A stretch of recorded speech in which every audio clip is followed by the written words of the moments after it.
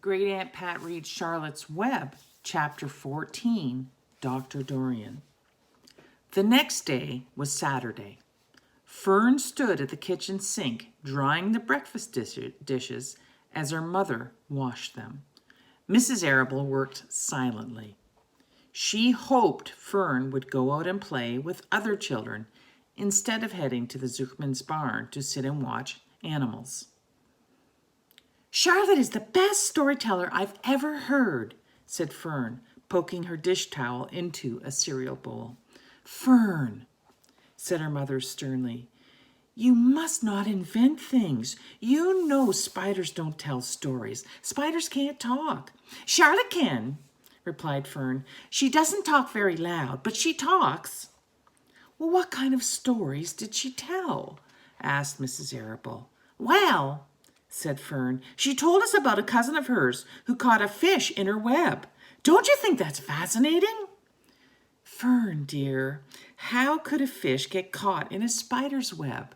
asked Mrs. Arable. "You know it couldn't happen. You're making this up." "No, it happened all right," replied Fern. "Charlotte never fibs. This cousin of hers built a web across the stream. One day she was hanging around on the web and a tiny fish leapt into the air and got tangled in the web. The fish was caught by one fin, Mother. Its tail was thrashing wildly and shining in the sun. Can't you just see the web sagging dangerously under the weight of the fish? Charlotte's cousin kept slipping in, dodging out, and she got beaten mercilessly over the head by the thrashing, wildly flashing fish. Dancing in, dancing out, throwing... "Fern!" snapped her mother. "Stop it. Stop inventing these wild tales." "I'm not inventing," said Fern. "I'm just telling you the facts." "What finally happened?" asked her mother, whose curiosity began to get the better of her. "Charlotte's cousin won. She wrapped the fish up, then she ate him, and when she got good and ready, spiders have to eat, just the same as the rest of us." "Yeah, I suppose they do," said Mrs. Arable vaguely. "Charlotte has another cousin who is a balloonist. She stands on her head, lets out a lot of line, and is carried aloft in the wind. Mother, wouldn't you simply love to do that?" "Yes, I would, come to think of it," replied Mrs. Arable. "But Fern, darling, I wish you would go outdoors today instead of going to Uncle Homer's barn. Find some of your playmates and do something nice outdoors. You're spending too much time in that barn, and it isn't good for you to be alone so much." "Alone?" said Fern. "Alone? My best friends are in the barn cellar. It's a very sociable place, not at all lonely." Fern disappeared for a while, walking down the road towards Zuckerman's. Her mother dusted the sitting room. As she worked, she kept thinking about Fern. It didn't seem natural for a little girl to be so interested in animals. Finally, Mrs. Arable made up her mind she would pay a call on old Dr. Dorian and ask his advice. She got in the car and drove to his office in the village. Dr. Dorian had a thick beard. He was glad to see Mrs. Arable and gave her a comfortable chair. "It's about Fern," she explained. "Fern spends entirely too much time in the Zuckerman's barn. It doesn't seem normal. She sits on a milk stool in the corner of the barn cellar near the pig pen and watches animals hour after hour. She just sits and listens." Dr. Dorian leaned back and closed his eyes. How enchanting. It must be real nice and quiet down there. Homer has some sheep, doesn't he?" "Yes," said Mrs. Arable, "but it all started with that pig we let Fern raise on a bottle. She calls him Wilbur. Homer bought the pig, and ever since it left our place, Fern has been going to her uncle's to be near it." "I've been hearing things about that pig," said Dr. Dorian, opening his eyes. "They say he's quite a pig." "Have you heard about the words that appear in the spider's web?" asked Mrs. Arable nervously. "Yes," replied the doctor. "Well, do you understand it?" asked Mrs. Arable. "Understand what?" "Do you understand how there could be any writing in a spider's web?"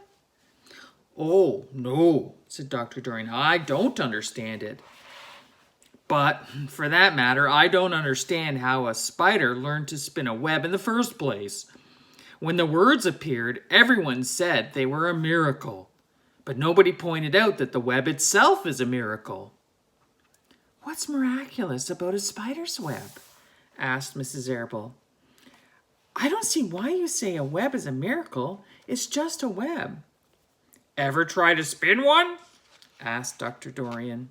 Mrs. Arable shifted uneasily in her chair. "No," she replied, "but I can crochet a doily and I can knit a sock." "Sure," said the doctor, "but somebody taught you, didn't they?" "My mother taught me." "Well, who taught a spider?